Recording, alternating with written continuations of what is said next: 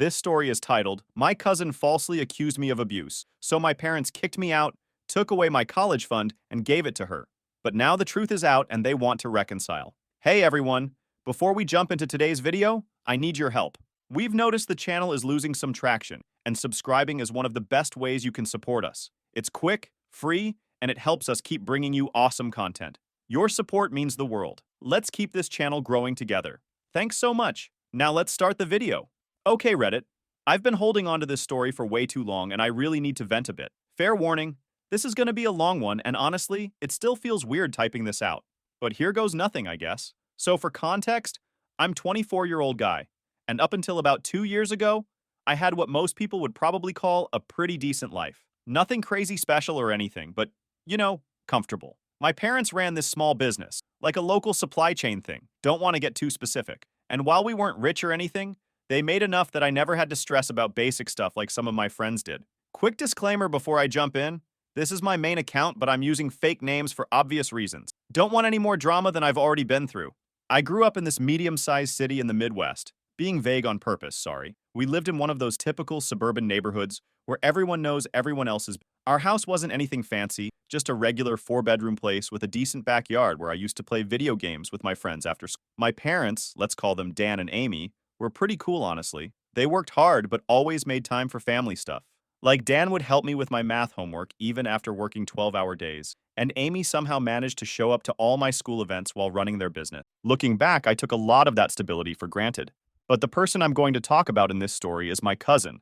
I'll call her M. She's my age, literally born 3 months apart, and we basically grew up together after her dad, my uncle Jake, died in a car accident when we were like 8. Her mom, Kate, well, she kind of just checked out after Jake died, started finding herself or whatever, which basically meant leaving M with us while she traveled around Europe with her yoga friends. Man, thinking about how M and I used to be makes this whole thing even more messed up. We were literally like siblings. She'd come over after school almost every day, and we'd do our homework together, play Pokemon on our DS. Yeah, I'm dating myself here, LOL. And just hang out. M was actually really cool back then. Like she'd cover for me when I snuck out to meet friends, and I'd help her deal with all the drama when Kate would randomly show up and try to play mom for a week before disappearing again. My parents basically became M's second parents. They'd buy her school supplies, take her on our family vacations, even got her braces when Kate forgot to send money for it. M had her own room at our house and everything. Dan and Amy never complained about the extra expenses or they just treated her like their own kid.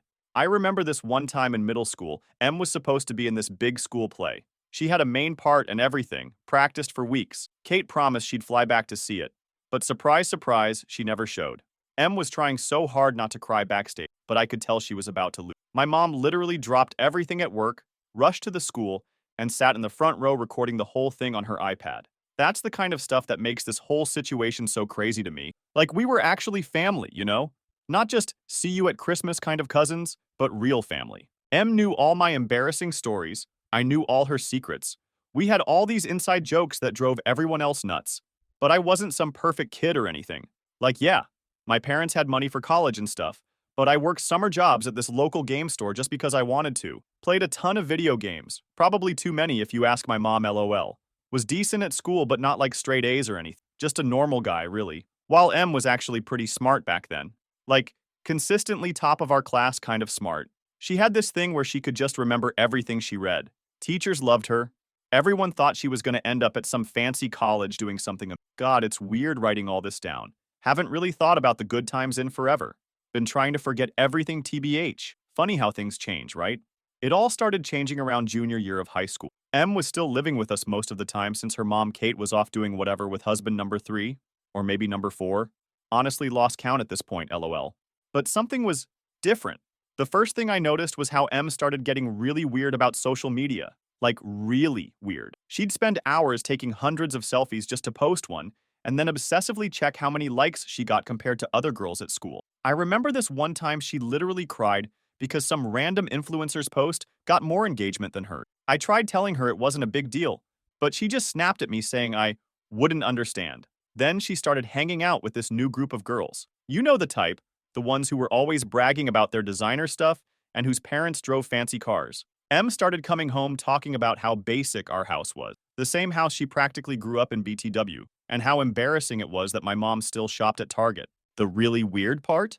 Em started making up these crazy stories about her mom, like telling people Kate was this successful businesswoman traveling the world making deals, when in reality she was just hopping between yoga retreats and burning through what was left of Uncle Jake's life insurance money. My parents never corrected her because they didn't want to embarrass her, but it was pretty cringe watching her lie to everyone. The money thing got really intense. Em would borrow my mom's clothes and accessories and never return them. Started asking for expensive stuff for her birthday and Christmas, then throw these massive tantrums if she didn't get exactly what she wanted. One time, she literally stopped talking to my parents because they got her the regular iPhone instead of the Pro Max version. Like, who does that?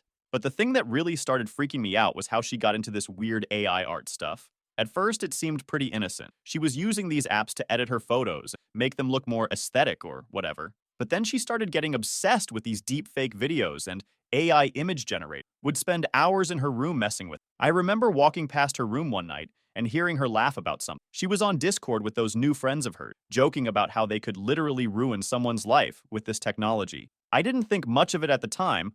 God, I wish I had. Just thought it was typical edgy teen stuff. The really messed up part is how she started using people's photos without asking. Like, she'd take pictures from our family events or parties and run them through these AI things to make weird edits. Some of them were pretty disturbing, TBH. My mom found some on her laptop once and tried to talk to her about it, but Em just said she was practicing her art and that we didn't understand digital culture. Ikrai. Around this time, she also started this weird thing where she'd always position herself in family photos, so she looked like the main character, would throw a fit if she wasn't in the center. Then she'd post these super edited versions where everyone else was kind of blurred out or cropped weird, but she looked perfect. My dad tried to joke about it once, asking if the rest of us were just NPCs in her game. She didn't talk to him for 3 days after that. The really creepy thing? She started taking pictures of me when I wasn't looking, like I'd be doing homework or playing games, and I'd catch her sneaking photos. When I asked her about it, she'd always have some excuse ready. Oh, I'm making a family photo album, or it's for a school project. But she never showed me these projects, and no album ever appeared. I tried talking to my parents about how weird she was getting, but they just chalked it up to teenage girl stuff and said she was probably just struggling because of her mom being absent. They kept making excuses for her because they felt bad about her dad dying and her mom being useless. Then everything really went to shit when the senior year rolled in. Everyone was talking about college plans, and I'm not gonna lie, I was pretty excited. My parents had been saving up for my college fund since I was born. Not like a massive trust fund or anything, but enough that I could go to a decent school without drowning in debt. They were always super transparent about it, showing me the account statements and everything, so I'd understand how saving worked. Here's where I fucked up. One night, Em and I were hanging out in our basement gaming room, playing Smash Bros like we used to when we were kids. She seemed more chill than she had in months, so when she asked about my college plans, I didn't think twice about telling her. I told her how my parents had saved around $80,000 for college. Typing that number out now makes me cringe so hard knowing what happened to it. Em got really quiet, which should have been my first warning sign. Then she started asking all these specific questions about the account. Where was it held? Was it in my name? When would I get access to it? Stuff like that. I remember exactly what she said next because it was so weird. Must be nice having parents who actually plan for your future instead of blowing all your dad's life insurance money on yoga retreats in Bali. I tried to sympathize, told her maybe she could apply for scholarships or financial aid, even offered to help her look for part-time jobs so she could start saving. She just gave me this look, IDK how to describe it, like she was looking through me instead of at me. Then she started ranting about how unfair everything was, how her mom had promised to help with college, but spent all the money on her new husband's business venture. Spoiler, they were all scams. How my parents treated her like family, but never thought to save any college money for her. How I didn't deserve the fund because I wasn't even that smart, and just got good grades because teachers felt sorry for me helping my poor orphan cousin. Her words, not mine. I got pretty pissed at that point. Told her she was being ungrateful considering my parents had basically raised her for free. Big mistake. Huge mistake. She stormed out of the basement, and I figured she just needed to cool off. Went back to gaming and texted my girlfriend Sarah about hanging out later. Sarah was supposed to be this big part of my future. We'd been dating since sophomore year, and were planning to go to the same college. The next morning, Em wasn't at breakfast, which was weird because she always had breakfast with us. Mom said she'd left early to work on a school project. Looking back, she was probably already setting her plan in motion. That whole day at school felt off. People were giving me weird looks, whispering when I walked by. Sarah wasn't answering my texts. I figured maybe there was some dumb rumor going around. You know how high school is. But this was way worse than any normal high school drama. I got home that day totally clueless about what was waiting for me. Quick note, writing this part is pretty rough. Had to take a few breaks. Even 2 years later, this shit still hits hard. When I walked in, everyone was in our living room. And I mean everyone. My parents, Em and her mom, Kate, who I hadn't seen in like 8 months BTW. Even Sarah's parents. Em was crying on the couch with Kate holding her, which was rich considering Kate hadn't given a shit about her for years. The moment I walked in, the room went dead silent. You know that feeling when you walk into a room and you just know everyone was just talking about you? Yeah, multiply that by like 1,000. I remember asking, what's going on? Like some idiot in a horror movie. Em started crying harder. Looking back now, her acting skills were pretty impressive NGL. My mom wouldn't even look at me. My dad just sat there with his head in his hands. Then Kate pulled out her iPad. She had this whole presentation ready, I shit you not. Started showing everyone these Discord servers I'd supposedly been part of, where people were trading AI-generated images. She had screenshots of conversations that looked like they were from my accounts, talking about using M's photos. She even had fake bank statements showing transfers from crypto wallets that were supposedly mine. The worst part? This stuff looked real. Like, scary real. M had spent months learning how to use these AI tools, and she knew exactly how to make everything look legitimate. She even added little details like inside jokes we used to have, making the fake conversations sound exactly like how I actually type. What did you do? Dad asked. I tried to explain that none of it was real, that I didn't even know how to use most of this tech stuff. But M had thought of everything. She said that was my cover, that I pretended to be bad with technology so no one would suspect me. She even used my gaming hobby against me, saying I learned all this stuff through dark web gaming forums or what. Sarah was there too. Hadn't answered my texts all day because she'd been with M, who was finally opening up about her trauma. Sarah couldn't even look at me, just kept holding M's hand and glaring at me like I was some kind of monster. What really stung wasn't just that Sarah believed M, it was how eager she was to throw me away. It wasn't hesitation. It wasn't doubt. It was immediate. She didn't ask for proof, didn't question the absurdity of the situation, didn't even stop to consider that maybe, just maybe, the guy she had been with for years wasn't some secret monster. She acted like she wanted to believe the worst about me, like it was easier for her to rewrite our history than to face the possibility that she was being manipulated. And the worst part? She didn't just believe it. She helped M. She amplified the lies, made sure our friends heard them, turned every mutual connection against me. I wasn't just guilty in her eyes. I was someone she had to erase completely. And you know what's really messed up? M used our whole history against me. All those years we spent growing up together, all the time we spent in each other's rooms, all the family vacations. She twisted everything into something sinister, made it sound like I'd been planning this for years. I kept trying to defend myself, but everything I said just made it worse. When I mentioned how M was the one always taking secret photos of me, she started crying harder and said I was trying to Darvo her. Had to Google that later. Apparently it means deny, attack, reverse victim, and offender. My dad finally looked at me, his face cold. How long has this been going on? I lost it. Are you serious? You're actually believing this? You're all crazy for believing this nonsense. M is lying. She's just jealous about college. She wants my college fund. Bad move. Really bad move. M let out this exaggerated sigh, shaking her head like she pitied me. I knew he'd say that. That's exactly why I told you guys he'd bring up college to distract from what he did. Kate exploded. Oh, we're way past that. You think this is just some sibling drama? You do realize they can press charges for this, right? I wasn't even listening anymore. My mom was just sitting there, silent, tears rolling down her face. She wouldn't even look at me. I turned to her, desperate. Mom, you know me. Please, you know me. Before she could react, M gasped, her whole body shaking. No, no, don't let him near me. She stumbled back, clutching her chest like she couldn't breathe. Then she just collapsed, wheezing, full-on hyperventilating on the floor. It was honestly an Oscar-worthy performance. That was it for my dad. He grabbed me by the shoulders and shoved me toward the door, voice like thunder. Get out! I froze. Dad, you are not my son, he spat. I'll have your stuff packed and sent somewhere, but you're not welcome in this house anymore. And just like that, it was over. I tried one last time to tell them M was lying. Want to know what my mom finally said to me? I wish I'd never had you. I walked out of that house with just my backpack, phone, and wallet. Didn't even have a jacket. It was fucking March in the Midwest. Sarah blocked my number that night, and I spent that night in my car in a Walmart parking lot. That first night in my car was probably the longest night of my life. It was like 30 degrees Fahrenheit outside, and I only had my thin hoodie. Kept trying to text people, but everyone had blocked me. M had done her work well. She'd even reached out to my online gaming friends. My Discord was blowing up with people calling me a creep before I just logged off everything. The few people who hadn't blocked me yet were sending screenshots of M's posts about me. She was playing the victim perfectly, posting about how she was finally free to speak her truth and how she hoped other victims of AI abuse would feel empowered to come forward. She even started some hashtag about AI safety that was getting traction in our school. The next morning, I tried going to my job at GameStop. Yeah, I still had that part-time job from earlier. My manager took one look at me and said they'd heard what happened and that they couldn't have someone like me working with young customers. Got fired on the spot. I was down to like $167 in my checking account. My savings were all in that college fund that I didn't have access to yet. Credit card? Yeah. My parents had already called and reported it lost, so it was canceled. They really thought of everything. I spent the next few days between my car, the public library for warmth and Wi-Fi, and this 24-hour McDonald's where this one night shift worker would let me hang out if I bought a coffee every few hours. Shout out to Marcus if you're reading this, bro. You probably saved my life those nights. I was getting desperate enough to consider some really dark shit when my phone rang.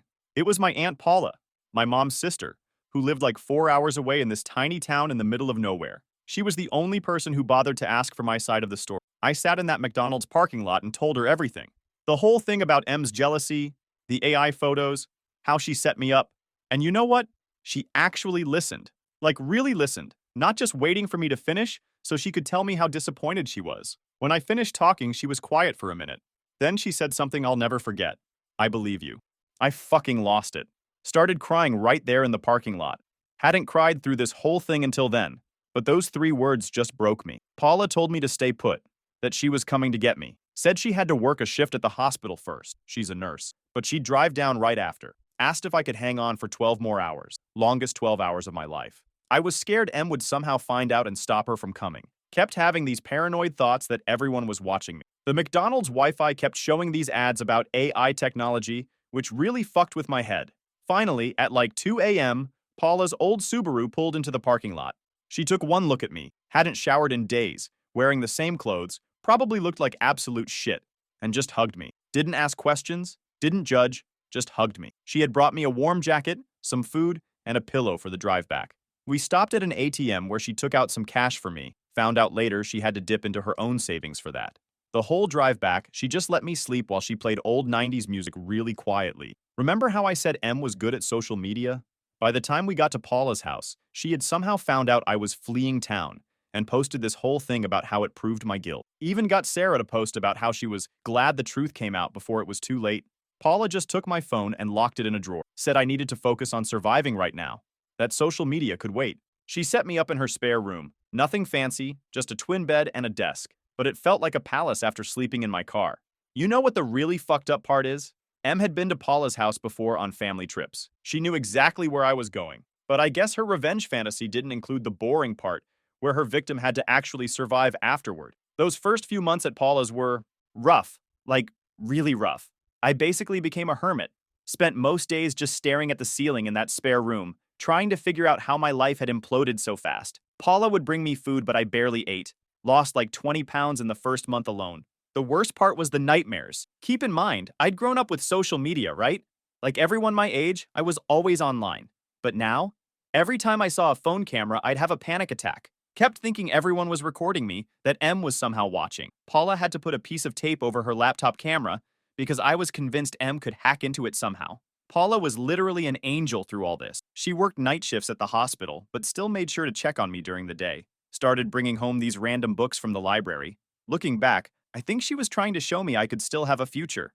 About 2 months in, Paula sat me down for a real talk. Said I could stay with her as long as I needed, but I had to start doing something with my life. Couldn't just hide in her spare room forever. She was right.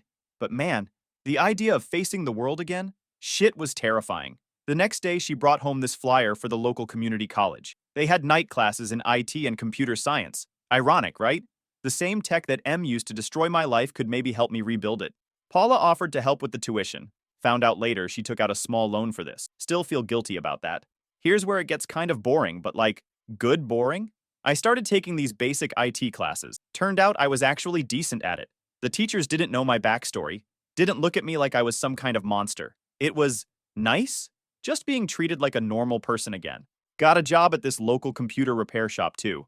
The owner, Mike, was this old dude who didn't give a shit about social media or drama. He just cared if you could fix computers or not. The pay wasn't great, but it was something. Plus, I was learning stuff I could actually use. Started making a routine for myself. Work at the shop during the day, classes at night. Paula would leave dinner in the microwave for me when she had night shifts. Sometimes we'd catch each other for breakfast, me just getting home from late classes, her just getting up for work. We'd share coffee and she'd do her crossword while I studied. The panic attacks got less frequent. Started being able to go to the grocery store without thinking everyone was staring at me. Even made a few acquaintances at school. Not friends exactly, more like people I could do group projects with without freaking out. Found out later that M was still posting about me sometimes. She'd made this whole narrative about how I'd escaped justice and was probably continuing my crimes somewhere else. But you know what? Her posts were getting less attention. People were moving on to new drama. Found out later that M was still posting about me sometimes. She'd made this whole narrative about how I'd escaped justice and was probably continuing my crimes somewhere else. But you know what? Her posts were getting less attention. People were moving on to new drama. I knew because for the first time in months, I let myself look. Not directly. Hell no, I wasn't about to give her the satisfaction. But through an old classmate's public Twitter thread where people were dragging her for being a clout chaser. Someone had linked one of her dramatic Survivor posts, and the replies were brutal. Wait, wasn't this debunked already? One person commented. Another said, girl, if you need money, just say that. And then I saw the one that really made my blood run cold. Some random account asked, didn't her family give her like a ton of money for college? What happened to that? I clicked. Biggest mistake. Buried in the replies was a screenshot of M's old post from right after everything went down. Some long, rambling caption about how she was finally getting the support she deserved, alongside a picture of her acceptance letter to some fancy out-of-state university. Someone else chimed in, wasn't her cousin supposed to go to college too? What happened to his fund? I sat there, staring at the words, my stomach dropping, because I already knew what happened. I just never wanted to admit it to myself. The day I got kicked out, my dad had said, you are not my son.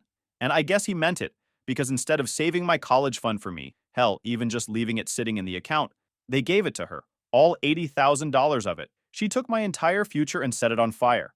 And for what? Clout? Designer handbags? A fake influencer career? I don't know how long I sat there, but Paula must have seen my face because she gently took my phone from my hands. You don't need to do this to yourself, she said. But it was too late. The damage was already done.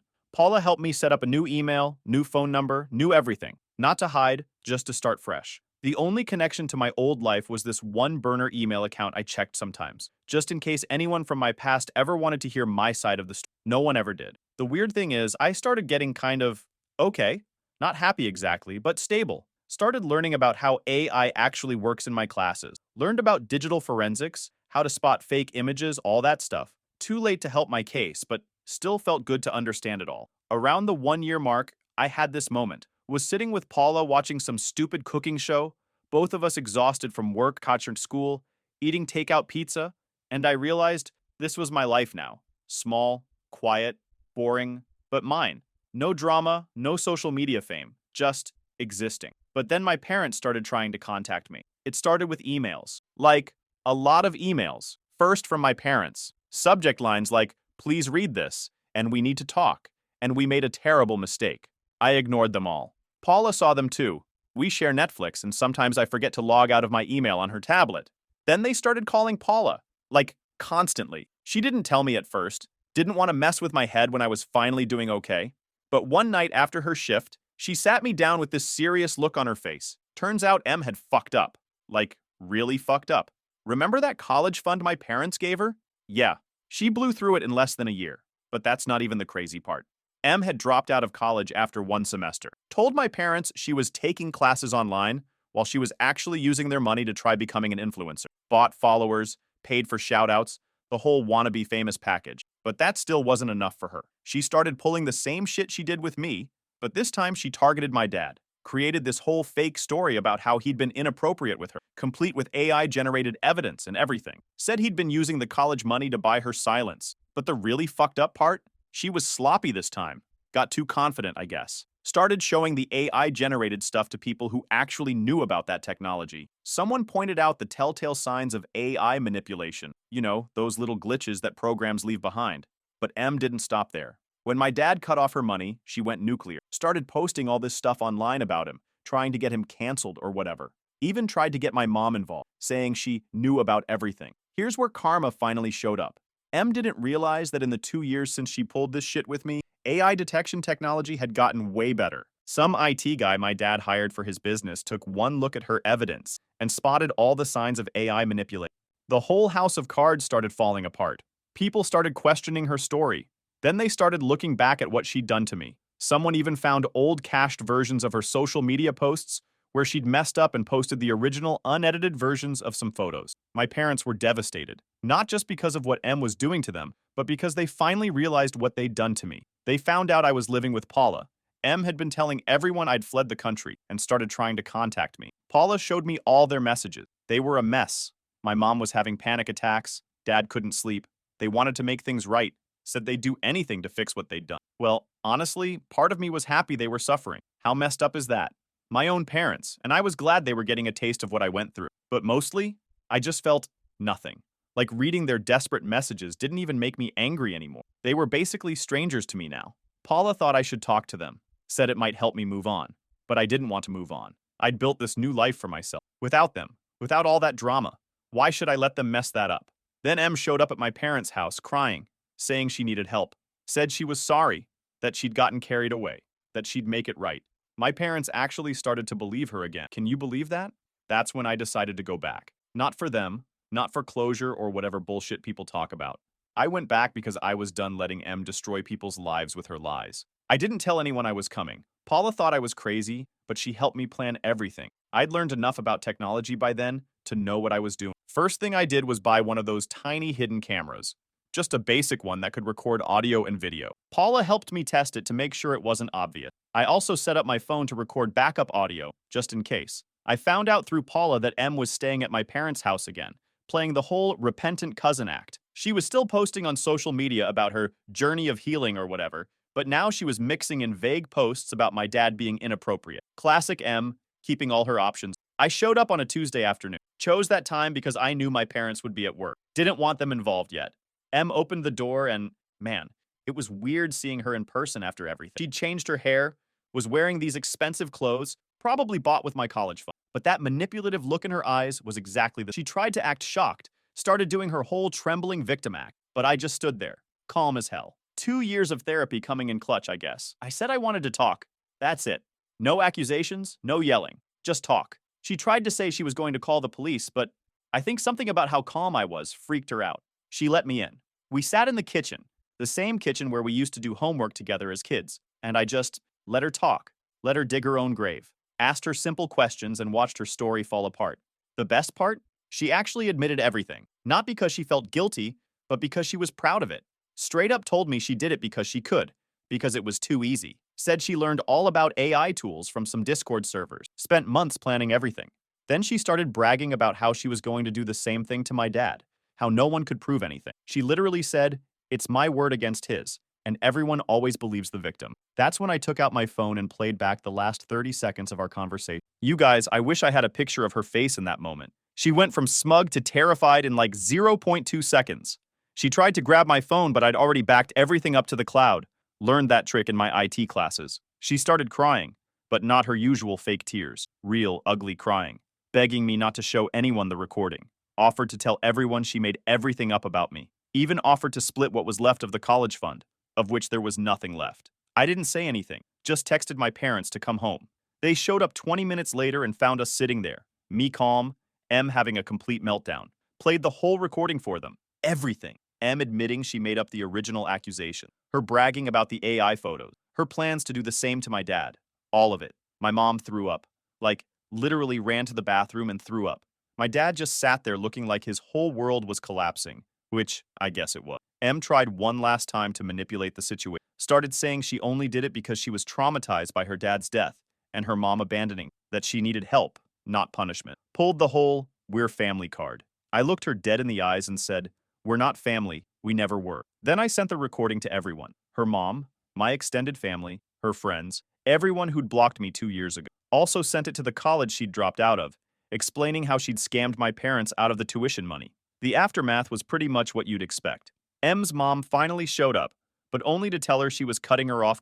My parents tried to press charges, but there wasn't much legal ground since M had technically never blackmailed them for money. She just manipulated them into giving it. My parents begged for forgiveness. like literally begging. But you know what?